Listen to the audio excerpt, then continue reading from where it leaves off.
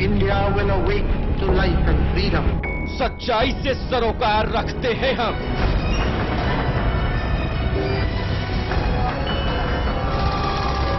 हर खबर को खबर में जिंदा रखते हैं हम। हर मुद्दे पर समय से लड़ते हैं हम।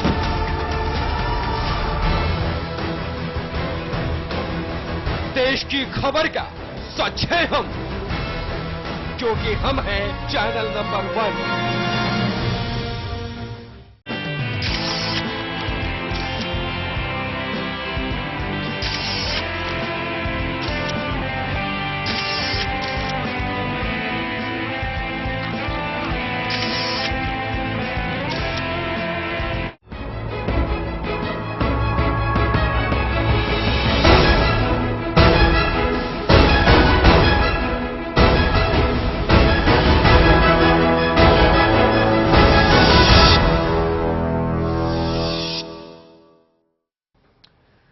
नमस्कार, आप देख रहे हैं चैनल 1 न्यूज और मैं हूं अनंत भट्ट। बुलेटिन में सबसे पहले हम बात करेंगे पाकिस्तान की, जहां चुनाव के नतीजे आए हैं और इन चुनाव नतीजों में सबसे आगे हैं नवाज शरीफ। 2 बार प्रधानमंत्री रह चुके हैं और तीसरी बार कमान संभालने जा रहे हैं। पाकिस्तान में नेशनल असेंबली के लिए हो रही मतगणना पर भारत भी अपनी पैनी नजर रखे हुए है। इस बीच प्रधानमंत्री मनमोहन सिंह नवाज शरीफ को उन्होंने बधाई दी है, साथ ही भारत आने का न्यौता भी दिया है।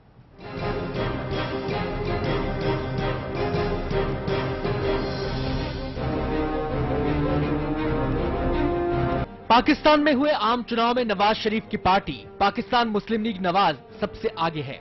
जैसे जैसे वोटों की गिनती हो रही है, नवाज की दावेदारी मजबूत होती जा रही है। पाकिस्तान में नेशनल असेंबली की 342 सीटों में से 272 सीटों के लिए मतदान हुआ। इस चुनाव में पाकिस्तान के 2 बार प्रधानमंत्री रह चुके नवाज शरीफ की पार्टी PMLN सबसे बड़ी पार्टी के तौर पर उभरी है और नवाज शरीफ का तीसरी बार पाक का प्रधानमंत्री बनना तय माना जा रहा है। नवाज शरीफ नवंबर 1990 से जुलाई 1993 और फरवरी 1997 से अक्टूबर 1999 तक 2 बार देश के प्रधानमंत्री रह चुके हैं, लेकिन दोनों ही बार नवाज सरकार अपना कार्यकाल पूरा नहीं कर पाई। 1999 में नवाज शरीफ की सरकार का परवेज मुशर्रफ ने तख्ता पलटकर उन्हें देश से निष्कासित कर दिया था, जिसके बाद नवाज शरीफ सऊदी अरब चले गए थे। लेकिन जब पाकिस्तान लौटे तो उन्होंने अपनी दावेदारी मजबूती से पेश की, लेकिन हर बार की तरह इस बार फिर पाकिस्तान की सत्ता कांटों भरा ताज है। इस बार भी नवाज शरीफ के लिए पाकिस्तान में राह आसान नहीं है। नवाज ऐसे समय में पाकिस्तान में सरकार बनाने जा रहे हैं जब पाकिस्तान भ्रष्टाचार, आतंकवाद, खराब कानून व्यवस्था और कमजोर अर्थव्यवस्था से जूझ रहा है। पाकिस्तान के सत्ता समीकरणों पर पूरी दुनिया की नजर है। यही नहीं, भारत भी पैनी नजर रखे हुए है। उम्मीद की जा रही है कि पाकिस्तान में नई सरकार के गठन के बाद दोनों मुल्कों के रिश्ते बेहतर होंगे। नवाज की पार्टी ने अपने घोषणा पत्र में भी भारत से रिश्ते सुधारने की वकालत की है। नवाज सरकार भारत के साथ रिश्तों की बेहतरी के लिए कितनी फायदेमंद होगी, ये कई सवालों पर निर्भर करता है। सबसे अहम सवाल ये, क्या पाक सरकार अपने देश में चल रहे आतंकी संगठनों पर रोक लगाएगी? क्या भारत के लिए पाकिस्तान के रुख में कोई बदलाव आएगा? क्या पाक सरकार भारत से व्यापार को और ज्यादा बढ़ाने के लिए कोई नीति बनाएगी? दोनों देशों के रिश्ते इस बात पर भी निर्भर करते हैं कि सेना और ISI का रुख क्या रहता है। और सवाल ये भी, क्या पाकिस्तान सरकार सेना की बॉस बन पाएगी? चुनाव प्रचार के दौरान नवाज शरीफ ने पाक की जनता से वादा किया था कि वो पाकिस्तान में आवाम की बेहतरी के लिए काम करेंगे। साथ ही उन्होंने ये भी कहा था कि अगर वो प्रधानमंत्री बनते हैं तो भारत से बेहतर संबंध बनाना उनकी प्राथमिकता होगी। अब जब पाकिस्तान में नई सरकार बनने की तस्वीर साफ हो गई है, तो अब नवाज शरीफ को पाक की जनता से किए अपने वादों को पूरा भी करना होगा। अगर नवाज शरीफ अपने किए वादों को पूरा करते हैं तो ये न सिर्फ पाकिस्तान की बेहतरी के लिए एक मजबूत कदम होगा, बल्कि भारत समेत पूरी दुनिया में इससे सकारात्मक संकेत जाएगा। News desk, channel 1 news.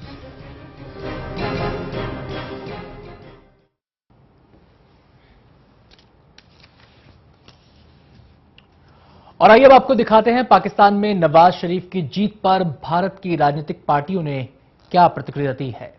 हम ये भी चाहते हैं कि शांति हो, सौहार्द हो और पड़ोस से रिश्ते बेहतर हों। खुशी की बात है कि ये बहुत वर्षों के बाद लोग दोबारा लोकतांत्रिक ढंग से चुनी हुई सरकार पाकिस्तान में बनने जा रही है। अब नई सरकार आने दीजिए, उसका क्या स्टैंड होता है, किस तरह का एक्शन होता है, ये देखना होगा। लेकिन हमारी तो शुभकामनाएं हैं कि कम से कम डेमोक्रेटिक तरीके से एक सरकार दोबारा चुनी गई। नवाज शरीफ जी से संबंध रहे हैं हम लोगों के, हमारी सरकार के और भारत के संबंध रहे हैं, और प्रधानमंत्री जी की ओर से उनको बधाई का संदेश जाएगा। और उम्मीद तो हम यही करेंगे जो वो कहते रहे हैं। अगर वही दिशा रही पाकिस्तान सरकार की, तो उम्मीद तो हम ये करेंगे कि हालात जो हैं अच्छे होंगे, बेहतर होंगे। उनकी अंदरूनी हालत है, उस पर तवज्जो देनी पड़ेगी। उनकी इकोनॉमी का क्या हाल है, टेररिस्ट क्या हाल है, आतंकवादी इतना पड़े हुए हैं, फिर फौज से रिश्ते कैसे रहते हैं। एक उनके जो कमांडर इन चीफ हैं जनरल कयानी, वो अपनी वोट डालने गए और सारे टेलीविजन दिखाया, तो इससे ये सिग्नल गया कि भाई फौज भी चाहती है कि यहाँ डेमोक्रेसी जड़ पकड़े। तो पाकिस्तान में इस बार जब चुनाव हुए, उससे पहले ही ये पूरे दुनिया में चर्चा थी कि ये चुनाव एक मायने में ऐतिहासिक है। ऐतिहासिक इसलिए क्योंकि पहला मौका है पाकिस्तान में जब एक चुनी हुई सरकार ने अपना कार्यकाल पूरा किया और सत्ता हस्तांतरण चुनाव के द्वारा हो रहा है पाकिस्तान में। लेकिन अब देखना यह है कि नवाज शरीफ के सामने जो चुनौतियां हैं उनसे वो कैसे पार पाते हैं। हमारे साथ खास मेहमान मौजूद हैं इस समय स्टूडियो में तमाम पहलुओं पर चर्चा करने के लिए। हमारे साथ मौजूद हैं डॉक्टर मोहम्मद सोहराब, अंतर्राष्ट्रीय मामलों का जानकार हैं। सोहराब जी, स्वागत है आपका। मेरा सबसे पहला आपसे जो सवाल है, नई सरकार आ रही है पाकिस्तान में, क्या नया सवेरा भी आएगा? उम्मीद करनी चाहिए, और इसलिए कि जमहूरियत वहां पर मजबूती के साथ आ रहा है, इस बात का एक सबूत है कि इस बुरे कंटेक्स्ट में, यानी बिल्कुल फ्राजाइल जो सिचुएशन है पाकिस्तान के अंदर और पाकिस्तान के फॉरेन रिलेशनशिप के भी मामले में, इस कंटेक्स्ट में बहुत ही कामयाबी के साथ ये इलेक्शन हुआ है और उसके रिजल्ट भी आए हैं। और ये माना जा रहा है और ये हकीकत भी है कि डेमोक्रेटिक फोर्सेज की फतह हुई है जी। इसलिए कि जिस कंटेक्स्ट में जो नॉन डेमोक्रेटिक फोर्सेज हैं या एंटी डेमोक्रेटिक फोर्सेज हैं, वो बिल्कुल खामोश नहीं थे। वो डेमोक्रेसी को किसी न किसी तरह से खत्म करने की मुहिम चला रहे थे, वो भी आंदोलन चला रहे थे, और उन्होंने लोगों को ये वार्निंग तक दे रखा था कि हम इलेक्शन नहीं होने देंगे और हर तरह के टेररिस्ट एक्टिविटीज करेंगे। लेकिन इसमें वो कामयाब नहीं हुए। जो आवाम के, जो आम लोगों की जो एक इनकलाबी जो जोश था, वो फतह हो गई है, उसकी कामयाबी मिल गई है जी। और एक डेमोक्रेटिक गवर्नमेंट इलेक्ट होने जा रही है जी। और इस कंटेक्स्ट में देखा जाए तो मैं समझता हूं कि एक बहुत बड़ा ब्रेकिंग पाथ है पाकिस्तान की हिस्ट्री में। जी बिल्कुल, ऐतिहासिक मोड़ पर इस समय पाकिस्तान खड़ा हुआ है। चुनाव से पहले भी जमकर हिंसा हुई, वोटिंग के दौरान भी धमाके हुए, लेकिन लोगों ने हिम्मत नहीं हारी और एक प्रकार से इतना टर्नअराउंड हुआ है लोगों का वोट करने के लिए, इतनी ज्यादा प्रतिशत में लोग पहुंचे हैं। क्या ये माना जाए सोहराब जी कि लोगों ने मिलिटेंसी के खिलाफ तो वोट कर दिया है, ये तो उन्होंने जाहिर कर दिया है कि वो जमहूरियत के पक्ष में है, लेकिन क्या ये वोट मिलिट्री के लिए भी कोई संदेश है? देखिए, मिलिट्री के लिए संदेश इस सेंस में है जी कि लोगों ने ये फिर साबित कर दिया है कि हम डेमोक्रेसी के हक में हैं। तो इस तरह से देखा जाए तो मिलिट्री के लिए जो स्पेस है वो और श्रिंक कर गया है और कम हो गया है। लेकिन हमें इस बात को भी तस्लीम करना चाहिए, ये मानना चाहिए कि मिलिट्री ने भी बहुत ही पॉजिटिव रोल प्ले किया है। मैं समझता हूं कि पाकिस्तान जिस खलफसार के दौर से गुजर रहा है और पिछले जरदारी का जो 5 साल का दौर गुजरा, उसमें मिलिट्री को मदाखलत करने का, इंटरवेंशन करने का बहुत सारे मौके मिले, लेकिन मिलिट्री ने दखल नहीं किया उसमें। मिलिट्री अपना काम, हो सकता है कि प्रेशर करता हो, लेकिन जिस तरह से दुनिया जो इंटरवेंशन की बात करती है वो नहीं किया। तो कहीं ना कहीं ये देखा जाना चाहिए और ये एक्सेप्ट करना चाहिए कि मिलिट्री के भी सोच में, मिलिट्री के भी जो थिंकिंग है उसमें तब्दीली आ रही है। इस बात से इनकार नहीं करना चाहिए और उसी तब्दीली का नतीजा है कि जरदारी जैसा इंसान 5 साल तक हुकूमत ही नहीं किया, बल्कि बहुत ही आराम से उसने बहुत ही पीसफुली हुकूमत किया, और जो वहां पर एक स्मूथ पॉलिटिकल ट्रांजिशंस के जरिए जो प्रोसेस चल रहा है, इलेक्शन हुआ, वो एक ट्रांजिशन का प्रोसेस भी चल रहा है। तो कहीं ना कहीं इसमें आर्मी एक्टिव रोल प्ले किया है, सिर्फ लॉ एंड ऑर्डर नहीं मेंटेन किया, इसने आर्मी ने उसमें एक्टिव रोल इस सेंस में किया कि आर्मी के जनरल कियानी को जिस तरह से हाईलाइट किया गया है वोट देते वक्त, तो कहीं ना कहीं आर्मी ने भी आम आवाम के साथ अपने इलेक्टोरल एक्सरसाइज को फ्रेंचाइज को उसने एक्सरसाइज किया है और अपनी खुद राय दी है। तो इसमें इस तरह से देखा जाए कि आर्मी ने खुद अपनी रोल को डिफाइन करना शुरू कर दिया। आपके जहन में भी होगा वोटिंग से पहले शायद 1 या 2 दिन पहले नवाज शरीफ साहब का एक बयान मीडिया में काफी सुर्खियों में रहा था। उन्होंने कहा था कि अगर प्रधानमंत्री बना तो सेना का कप्तान बनूंगा, सेना का बॉस बनूंगा। क्या आपको लगता है कि सेना के बॉस बन पाएंगे वो? क्या आर्मी इतनी मॉडरेट हो गई है पाकिस्तान की? नहीं, अचानक इस चीज पर तो इस वक्त वैल्यू जजमेंट नहीं दिया जा सकता कि हो गई है, लेकिन इंटरनल सिचुएशन और बैनुल-अक़वामी जो इंटरनेशनल सिचुएशन है उसको देखते हुए ये कहा जा सकता है कि आर्मी जो है अंदरूनी हालात की वजह से और इंटरनेशनल सिचुएशन की वजह से वो एक नए तरह के लेसन ले रही है, एक सबक सीख रही है। मिसाल के तौर पे तुर्की जो पाकिस्तान का बहुत ही गहरा उससे दोस्ती है, तुर्की में भी के अंदर भी आर्मी का वही रोल था जो पाकिस्तान में आर्मी का रोल रहा है। लेकिन आज वहां की हुकूमत इसी डेमोक्रेसी को मजबूत होने की वजह से वहां की हुकूमत यानी तुर्की की हुकूमत बहुत हद तक कामयाब हो गई है। आप कह सकते हैं कि 100% तक कामयाब हो गई है हुकूमत सिविलियन कंट्रोल बहाल करने में। यानी तुर्की की आज जो आर्मी है वो कंप्लीट सिविलियन कंट्रोल के अंदर में आ गई है और पाकिस्तान के आर्मी को भी ये अच्छी तरह से मालूम है। दूसरी बात यह है कि पाकिस्तान को आर्मी को ये अच्छी तरह से मालूम है कि आज के दौर में किसी भी तरह से इंटरवेंशन करने पर उसको बैनुल-अक़वामी सतह पर बना इंटरनेशनल लेवल पर किसी तरह की रिकॉग्निशन नहीं मिलेगी, उसको लेजिटिमेसी नहीं मिलेगी, उसको सपोर्ट नहीं मिलेगा। तो ये पाकिस्तान की आर्मी को अच्छी तरह से मालूम हो गई है। तीसरी अहम बात यह है कि पाकिस्तान को आर्मी को यह भी मालूम हो चुका है कि आवाम जो है, वहां की आम जो जनता है, वो बिल्कुल इसके खिलाफ है कि आर्मी किसी तरह के इस तरह के पॉलिटिकल रोल प्ले करे। तो ये तीनों चीज को देखते हुए मैं इसमें एक और चीज जोड़ूंगा कि आर्मी का इस वक्त जो सबसे बड़ा कंसर्न है मैं समझता हूं वो ये नहीं है कि किस तरह से पॉलिटिकल रोल प्ले किया जाए, उसका एक कंसर्न ये है कि किस तरह से पाकिस्तान के अंदर रेडिकलाइजेशन को रोका जाए, सेक्टरियन जो कॉन्फ्लिक्ट है उसको चेक किया जाए, पाकिस्तान में एक लॉ एंड ऑर्डर बहाल हो ताकि पाकिस्तान फॉरेन पॉलिसी के मामले में और खासकर अफगानिस्तान के मामले में वो रोल प्ले कर सके जो वहां की सिविलियन गवर्नमेंट और वहां के अवाम और आर्मी खुद चाहती है। जी सराब जी, आपसे हमारी बातचीत जारी रहेगी। ये तो हुई मिलिट्री की बात, लेकिन रास्ता आसान नहीं है। अगर बहुत जमीनी हकीकत की हम बात करें तो नवाज शरीफ का रास्ता आसान नहीं है। आसान इसलिए नहीं है क्योंकि अनएम्प्लॉयमेंट बेतहाशा है, बिजली की बेहद किल्लत है। हम एकदम जमीनी मुद्दों की हम यहां पर बात कर रहे हैं और 2% या 2% से कम ग्रोथ रेट है पाकिस्तान की। एक बड़ी समस्या इस समय नवाज शरीफ के सामने होगी। इन चुनौतियों का कैसे सामना करेंगे और ये चुनौतियां किस तरीके से उनकी सरकार की परफॉर्मेंस पर इंपैक्ट डालेंगी, जनता उन्हें कैसे इंटरप्रेट करेगी, ये तमाम ऐसे पहलू हैं जो इस समय नवाज शरीफ के जहन में भी घूम रहे होंगे। इन तमाम पहलुओं पर हमारी बातचीत होगी बस एक छोटे से ब्रेक के बाद।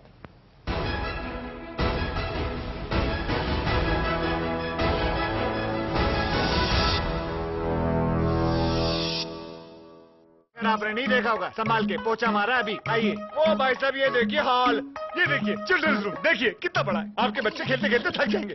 हो गया, मजे ले लिए। आइए। और यह है बेडरूम, इसकी खिड़की से तारे दिखते हैं, तारे। आपको क्या लगा प्रॉपर्टी डीलर हुआ? अरे आपको अपना घर दिखा रहा था। Pearls infrastructure. हम जानते हैं कि घर अरमान, उम्मीदों और सपनों का बना होता है, तभी तो हम घर बनाते हैं, जिंदगियां बनाते हैं। अक्षय बाथरूम कब धोगे? आज संडे है ना।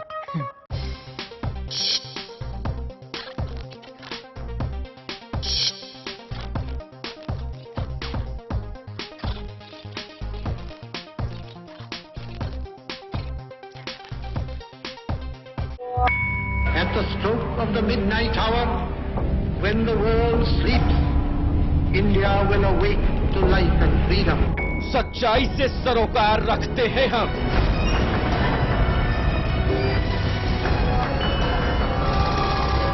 हर खबर को खबर में जिंदा रखते हैं हम। हर मुद्दे पर समय से लड़ते हैं हम।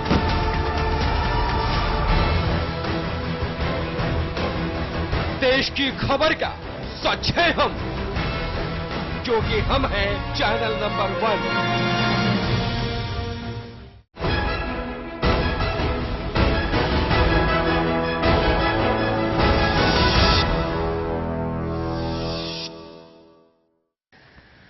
तो बात हो रही है पाकिस्तान की, जहां नवाज शरीफ तीसरी बार सत्ता संभालने को तैयार हैं प्रधानमंत्री के तौर पर। उनकी पार्टी सबसे बड़ी पार्टी के रूप में उभरी है। जो चुनाव 11 तारीख को हुए थे, नतीजे जैसे ही आने शुरू हुए, नवाज शरीफ लगातार बढ़त बनाते चले गए। लेकिन नवाज शरीफ का रास्ता आसान नहीं है। भले ही इस समय आर्मी की भूमिका एक मॉडरेट भूमिका नजर आ रही हो, भले ही ऐसा इंप्रेशन मिल रहा हो कि आर्मी एक पॉजिटिव भूमिका इस समय निभाना चाह रही है, उसे ऐसा हो सकता है कि लगता हो कि अगर अंतर्राष्ट्रीय स्तर पर उसे रिकॉग्निशन नहीं मिलेगी, अगर वो दखलंदाजी बेवजह करती है। लेकिन चुनौतियां कई हैं। उन चुनौतियों पर बात करने से पहले हम एक बार पाकिस्तान की आवाम की यहां पर बात करेंगे, क्योंकि इस पूरे चुनाव के इस पूरे महासंग्राम में अगर सबसे बड़ी विजेता कोई है तो वो है पाकिस्तान की आवाम, जिसने लोकतंत्र के लिए वोट किया है। उन्होंने नवाज शरीफ के लिए वोट नहीं किया, उन्होंने लोकतंत्र के लिए वोट किया है। उन्होंने ये जाहिर कर दिया है कि लोकतंत्र में उनका यकीन है।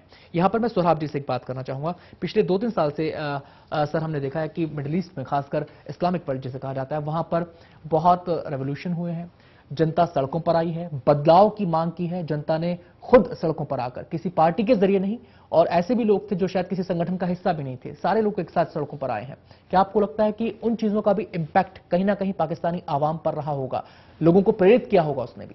बहुत सही आपने कहा कि पाकिस्तान का जो डेमोक्रेटिक इलेक्शन जो है, प्रोसेस है, इसमें किसी पार्टी की जीत नहीं हुई है, आवाम की जीत हुई है। बहुत बेहतरीन आपने ये बात कहा।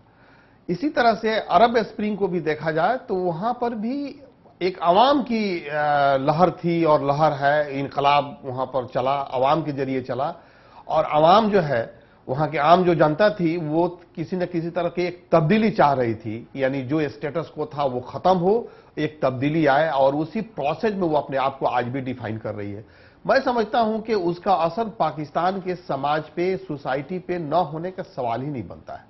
इसके वजूहात बहुत सारे हैं कि पाकिस्तान के रिश्ते बहुत मजबूत हैं, पाकिस्तानी डायस्पोरा अरब कंट्री में बहुत बड़ी तादाद में है, उनके कल्चरल और हिस्टोरिकल रिलेशनशिप हैं। ये तमाम होने के बावजूद भी एक चीज बहुत ही कॉमन है, वो ये कि अरब वर्ल्ड की जो पॉपुलेशन है उसमें भी 60% से ज्यादा यूथ है जी, और 65% उसी तरह से पाकिस्तान की भी सिचुएशन है। और इस तरह से इस मरतबा के इलेक्शन में ये देखा गया था कि पाकिस्तान के सड़क पर जितने भी थे, चाहे वो जिस पार्टी के प्रचार करने वाले हों, वो सब यूथ थे। तो कहने का मतलब ये कि आज भी जो पाकिस्तान में जो तब्दीली आ रही है डेमोक्रेटिक प्रोसेस के जरिए, ये यूथ उसके लीड कर रहा है। और यूथ जो है वो एक नए सिरे से पाकिस्तान के पॉलिटी को, समाज को और स्टेट और समाज के रिलेशनशिप को डिफाइन कर रहा है, जिसके कोर में डेमोक्रेसी हो, जिसके कोर में पीस हो, जिसके कोर में कोऑपरेशन हो। ये 3 चीजें वहां पर दिखाया गया आमतौर पर। जी सोहराब जी, जब बात आती है यूथ की, तो युवा क्या चाहता है? युवा तरक्की चाहता है, युवा अमन चाहता है, युवा चाहता है कि उसे बेहतरी के मौके मिले, उसे काम मिले। और इस समय काम सबसे बड़ी समस्या है, अनएम्प्लॉयमेंट सबसे बड़ी समस्या है पाकिस्तान की। और ये इसलिए सबसे बड़ी समस्या है क्योंकि बिजली कई इलाकों में 18-18 घंटे नहीं रहती है, एनर्जी की प्रॉब्लम है। दूसरी बात इन्वेस्टमेंट की प्रॉब्लम है, क्योंकि हालात ऐसे हैं, लगातार कहीं कभियों धमाके हो जाते हैं। तीसरी बात, इकोनॉमी लगातार नीचे गिरती जा रही है, 2% या उससे कम ग्रोथ रेट है पाकिस्तान का। अब ये चुनौतियां हैं नवाज शरीफ साहब के सामने। आपको क्या लगता है कि इन सब पे पार पाएंगे? जो यूथ ने यकीन जताया है डेमोक्रेसी में, क्या आपको लगता है उसे वो काम नहीं मांगेगा, वो ये नहीं चाहेगा कि उसे काम मिले? देखिए, चैलेंजेस तो बहुत है। नवाज शरीफ को जो लिगेसी में जो चीजें मिल रही हैं वो बिल्कुल बहुत ही एक्सप्लोसिव नेचर की हैं।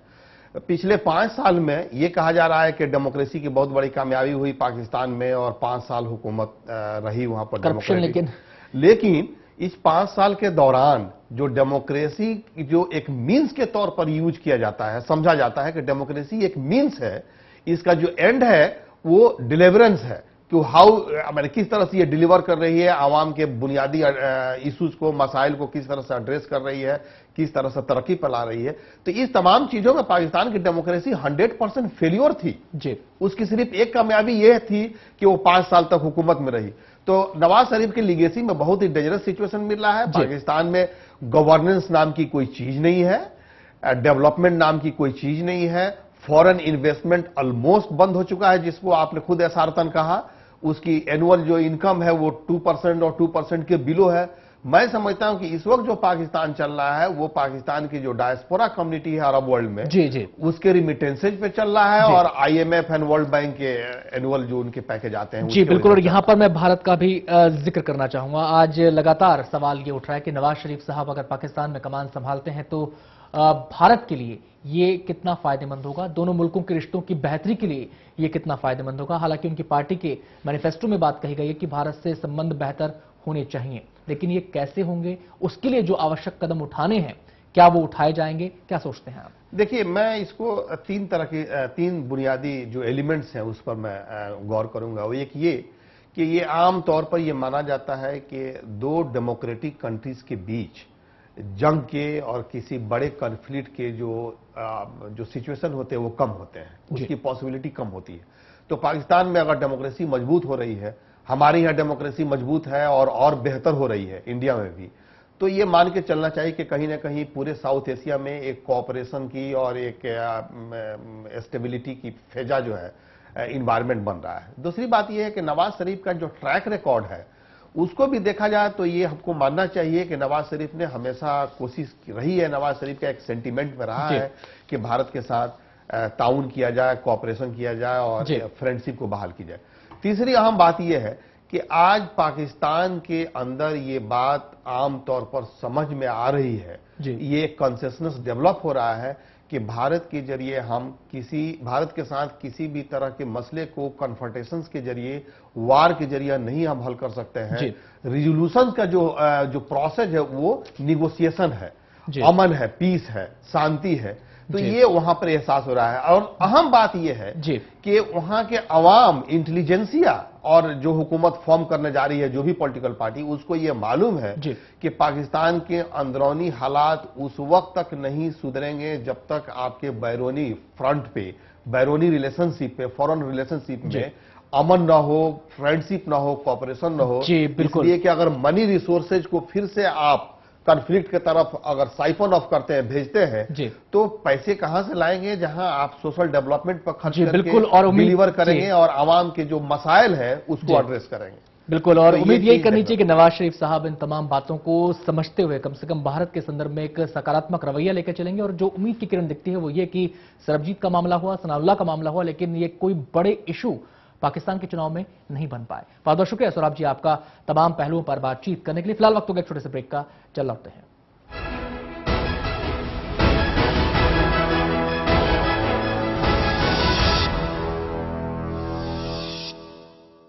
आपने नहीं देखा होगा, संभाल के पोछा मारा अभी। आइए। ओ भाई साहब, ये देखिए हॉल, ये देखिए चिल्ड्रंस रूम, देखिए कितना बड़ा है। आपके बच्चे खेलते खेलते थक जाएंगे। हो गया, मजे ले लिए। आइए। और यह है बेडरूम, इसकी खिड़की से तारे दिखते हैं, तारे। आपको क्या लगा प्रॉपर्टी डीलर हूँ? अरे आपको अपना घर दिखा रहा था। Pearls infrastructure. हम जानते हैं कि घर अरमान, उम्मीदों और सपनों का बना होता है, तभी तो हम घर बनाते हैं, जिंदगियां बनाते हैं। अक्षय, बाथरूम कब धोगे? आज संडे है ना।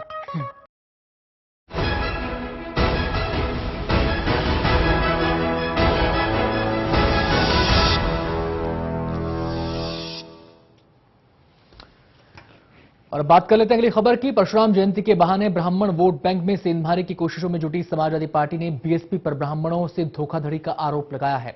लखनऊ पार्टी दफ्तर में आयोजित ब्राह्मण सम्मेलन में सीएम अखिलेश यादव ने प्रदेश की पिछली सरकार और उसकी नीतियों पर जमकर हमला किया। आजकल सियासत के अलग अलग रंग देखने को मिल रहे हैं। मौका सामाजिक हो या धार्मिक, सियासत हर जगह हावी है।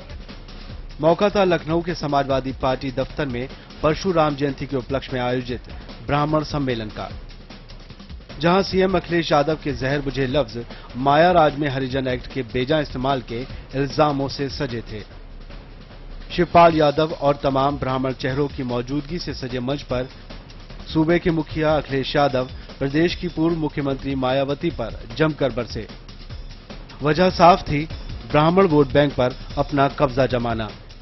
इस संस्कृति को भी बचाने की, हमारे देश की परंपराओं को भी बचाने की। इसलिए सही है कि पुरानी सरकार से आप लड़ते भी रहे इस सवाल को लेकर के, कोर्ट में भी जाना पड़ा, लेकिन हम आपको भरोसा दिलाते हैं कि 1 महीने के अंदर आपके तमाम समस्याओं का समाधान करने का काम समाजवादी पार्टी करेगी।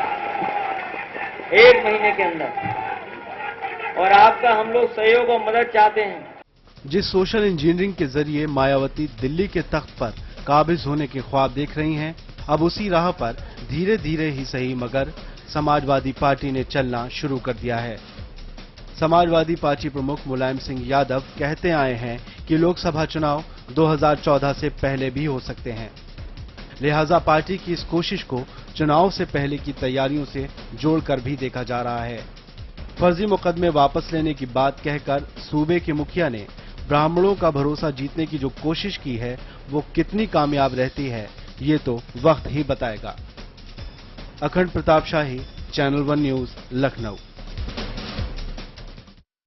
और अब खबर हरियाणा से, जहां करौथा में एक आश्रम पर कब्जे को लेकर 2 गुटों में झड़प हुई है। इस झड़प में 2 लोगों की मौत हो गई। बवाल इतना जबरदस्त था कि इलाके में भारी तादाद में पुलिस बल को तैनात करना पड़ा। आगजनी और हिंसा की ये तस्वीरें हरियाणा के रोहतक की हैं, जहां एक आश्रम को हटाने के लिए लोगों ने जमकर हिंसा और प्रदर्शन किया। हालांकि इस बात का किसी को भी अंदाजा नहीं था कि आश्रम को लेकर हो रही ये झड़प इतनी उग्र हो जाएगी। दरअसल इस विवाद की वजह करौथा का सतलोक आश्रम है, जिसे 2006 में बंद कर दिया गया था और एक बार फिर से सुप्रीम कोर्ट के आदेश के बाद 5 अप्रैल को उसे खोल दिया गया। लेकिन स्थानीय लोग नहीं चाहते कि सतलोक आश्रम संत रामपाल दास को सौंपा जाए। जैसे ही जिला प्रशासन ने ये आश्रम सतलोक आश्रम को सौंपा, तभी से लोगों में इस बात को लेकर आक्रोश था। लोगों ने एक गुप्त बैठक कर आश्रम पर हमला करने की योजना बनाई और काफी संख्या में ये लोग करौथा के आश्रम पहुंचे और पथराव करना शुरू कर दिया। इसके बाद रामपाल दास के समर्थकों ने भी पथराव शुरू कर दिया। दरअसल लोग आश्रम के प्रमुख को हटाने की मांग कर रहे हैं। उनके मुताबिक आश्रम प्रमुख रामपाल दास धर्म के खिलाफ लोगों को उकसाने का काम कर रहे थे। लगभग 1 हफ्ते से चल रहे इस विरोध प्रदर्शन ने ऐसा उग्र रूप धारण कर लिया कि पुलिस को धारा 144 लागू करनी पड़ी। बावजूद इसके प्रदर्शनकारियों ने कई बसों को आग के हवाले कर दिया और सड़क पर जमकर तोड़फोड़ की। प्रदर्शन के दौरान गांव वालों की पुलिसकर्मियों के साथ हिंसक झड़प भी हुई। झड़प में जहां 20 से ज्यादा लोगों के घायल होने की खबर है, तो वहीं 50 पुलिस वाले भी जख्मी हुए हैं। सभी को रोहतक के अस्पताल में भर्ती करवाया गया है। फिलहाल पुलिस ने प्रदर्शनकारियों पर काबू पा लिया है और पूरे इलाके में भारी पुलिस बल तैनात कर दिया गया है। News desk, channel 1 news. इस बुलेटिन में इतना ही। फिलहाल वक्त हो गया छोटे से ब्रेक का, जल्द लौटते हैं।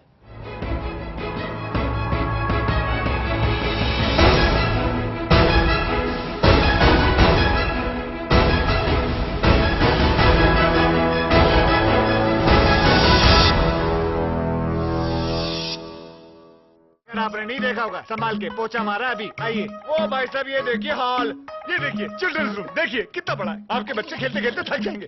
हो गया, मजे ले लिए। आइए। और ये है बेडरूम, इसकी खिड़की से तारे दिखते हैं, तारे। आपको क्या लगा प्रॉपर्टी डीलर हुआ? अरे आपको अपना घर दिखा रहा था। Pearls infrastructure. हम जानते हैं कि घर अरमान, उम्मीदों और सपनों का बना होता है, तभी तो हम घर बनाते हैं, जिंदगियां बनाते हैं। अक्षय बाथरूम कब धोगे? आज संडे है ना।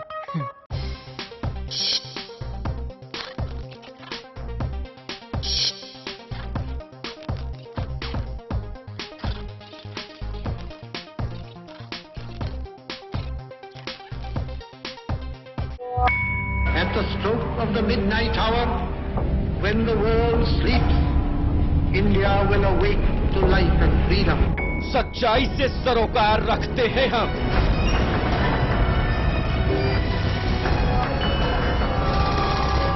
हर खबर को खबर में जिंदा रखते हैं हम। हर मुद्दे पर समय से लड़ते हैं हम।